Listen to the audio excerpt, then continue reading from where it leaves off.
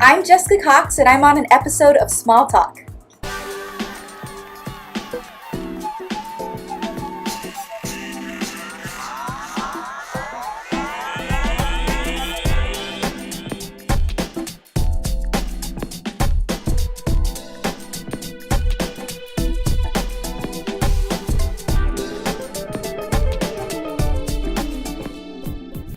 Please welcome Jessica Cox.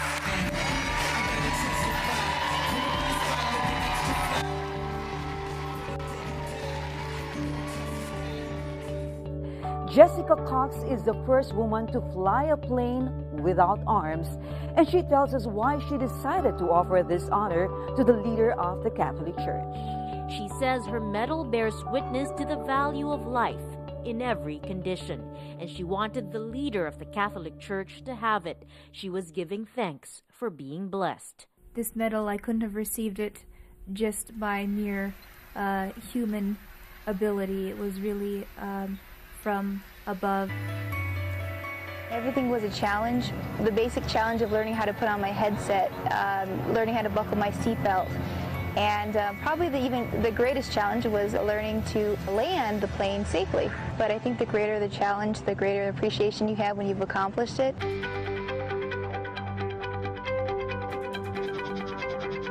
I always say that I don't think I'd ever want to do anything to prove myself to anyone. If I did anything, it was either to prove it to myself or because of the enjoyment of it, but not to prove to anyone else that I could do it.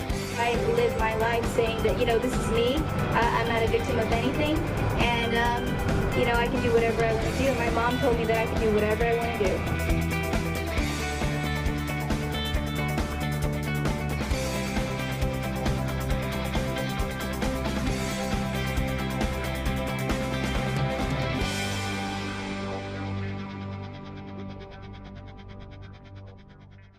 Hello, sweethearts. Welcome to another episode of Small Talk. I'm super excited because I have Jessica Cox here with me today, and she is a pilot and also happens to be Filipino. So you know how much we love that because I'm half Filipino too. Shout out to my Filipino fans out there. Jessica, thank you so much for being on Small Talk today. Glad to be on here. I just interviewed Tish, who happens to be your partner on Life with Feet. Partner in crime, yes. Partner in crime, Life with Feet. So you guys be sure to check out that YouTube channel. Life with Feet. Tish told me so much about you yesterday, and you're a pilot. Can you talk about that? Yeah, well, I don't even know where to start. First of all, I'm a pilot, but a recreational pilot. So essentially, I'm what's considered a sport pilot.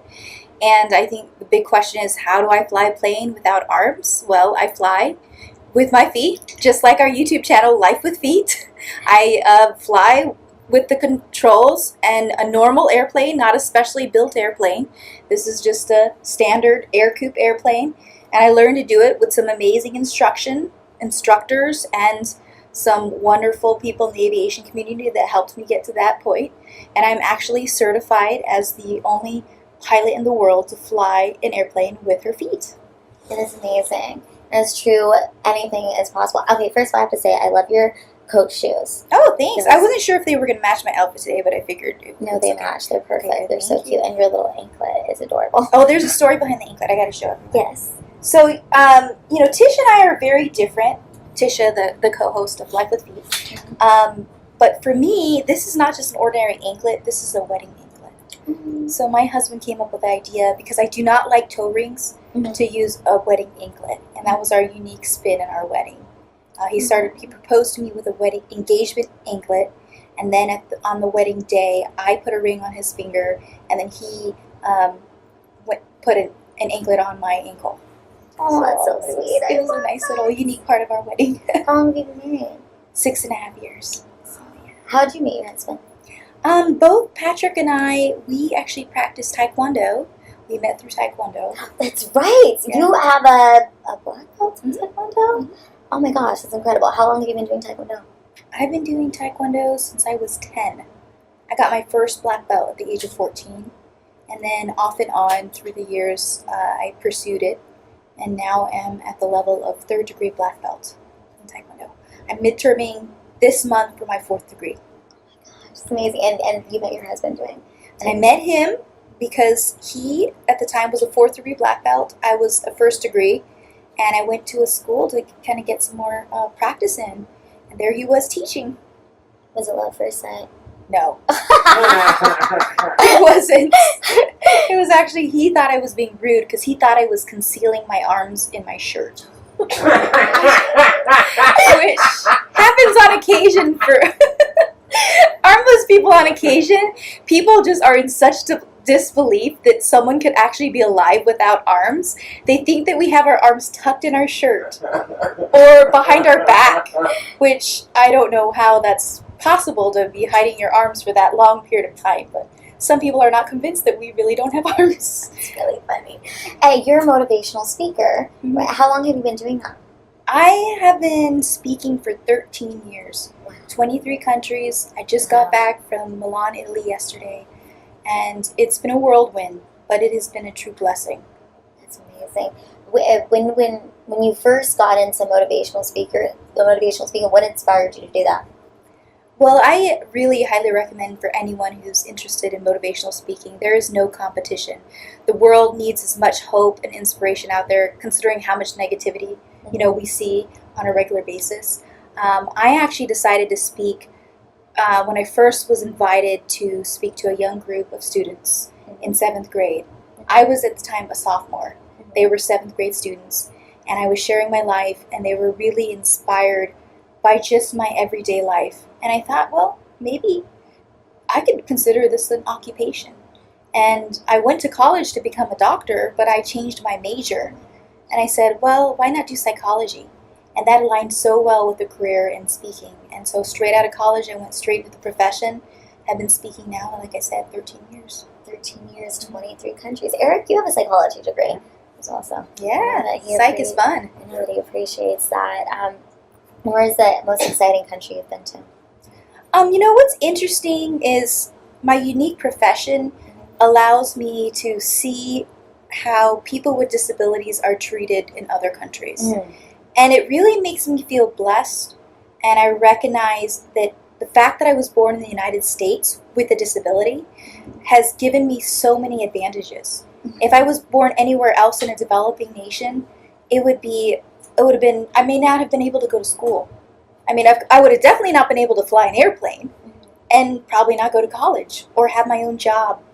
So it's a blessing, and traveling to these countries around the world gives me a unique perspective. And not only that, but to help change attitudes about disability. My favorite country, was for the longest time it was Kuala Lumpur, Malaysia, because of the food, people, and the colors. But it always tends to shift when I see a new country, because there's something I fall in love with about each country I travel to. Have you been to the Philippines? Of course. Yes. I've been to the Philippines. My first trip was when I was 8. My mother was born and raised, and she made it an effort to keep us connected with our family and her homeland of the Philippines. So since I was 8 years old, I knew my cousins, which numbered like hundreds, when you go to the Philippines, it's like you're related to everyone. And I'm proud to be a Filipina, because I know that much of my leadership skill, my ability to lead, much of my ability to work hard, to really not give up and be persistent and be a fighter, comes from that. You do have the true heart of a Filipina. Yes. The strong true heart of a Filipina. I was going to say, I'm really inspired by the both of you and Tish, especially because, like I said, I can't move my left toes, and the fact that you guys do everything with your feet. When you were growing up, how did your family treat you? Just like Tisha was saying in her interview, my brother and sister, who were born, I guess, fully limbed, they essentially treated me like a sister, and they didn't see me as any different.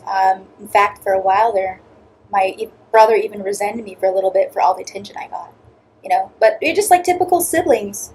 But it was normal growing up, having a brother or sister, and having just a normal family. They didn't see my differences, a reason to treat me differently. Right. Yeah. What message do you want the world to know about people with disabilities?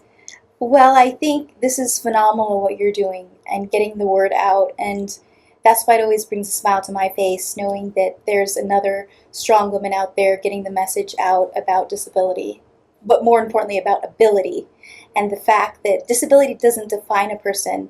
And that's something that Tisha and I are working hard to do with our channel, Life with Feet, is we're really striving to break the assumptions that people make about someone they see maybe they see someone at a store who happens to be in a wheelchair, and all of a sudden they want to have pity for them, or they want to overhelp them to a point where it's frustrating, you know? And we're just human beings here trying to do the best we can with what we have and to live a happy life. And so sometimes we just need to be regarded as a human being before we are seen for our disability. It's beautiful.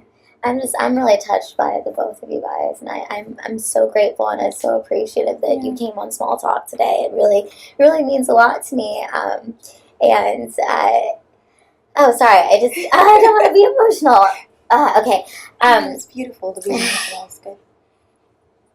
You know what? It was funny when I was getting ready to interview the two of you guys today, if I'm being honest. I was in the shower and I put my arms behind my back, and I was like trying to just to see what it was like. And it made me overcome with all of this emotion, because it was like, you guys are so confident and you have adapted in a way that you're so independent. You're not disabled, but you do everything just like everybody else. You drive, you fly, you cook, you eat, you have a beautiful relationship, you have a beautiful life, and you travel the world. And it's so amazing to me how many lives that you've been able to touch. Well, I thank you, and thank you for what you're doing, because I am now a fan, and we'll have to check out a lot of your different videos. And I just want to probably leave that quote out there for anyone watching. There's this powerful quote that no one can make you feel inferior without your permission. And I think that's a very important message that people sometimes need to be reminded of. That's a quote by Eleanor Roosevelt. But it just really shows that, you know, we can be strong, confident, and even if we go through an experience where someone wants to assume that they should pity us, we shouldn't let that affect who we are and how we are that day, because it shouldn't affect us unless we allow it to. My uncle's a pilot. My dad, that's like the job he always wanted to do. Just, what is it like to fly? I've never flown a plane. What is it like? Well, flying is indescribable, actually. For me, it's a life changer, because I think as a person with what the world considers a disability, I don't look at it like that, but I just see myself as being different. But having a disability, I think we strive to be independent. And these little things that we are able to achieve to gain more independence are just wonderful achievements in our life. So for me, I look at flying as being the ultimate form of independence, freedom, and empowerment. And when I was able to fly an airplane for the first time by myself, I was a different person. I couldn't go back to who I was before. Life with Feet on YouTube. See you there. Thank you. Okay. Guys, be sure to check it out. That's another episode of Small Talk.